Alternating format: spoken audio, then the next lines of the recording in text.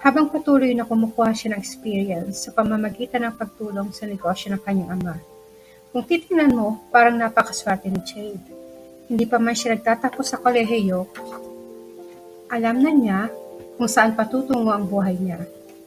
Alam na niya kung ano ang magiging karera niya. Hindi lang dito, si Jade ay masasabi mong masyadong minahal ang karangyaan. Nahilig siya sa paglilibot sa kung saan-saang panig ng mundo, mga mamahaling damit at kumain sa mamahaling restaurant at kung ano-ano pa.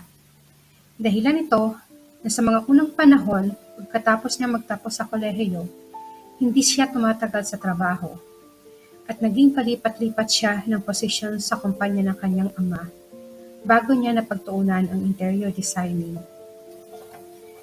Bagamat hindi naging madali kay Jade ang malaman kung ano ba talaga ang gusto niya sa buhay, isa lang ang sigurado si Jade.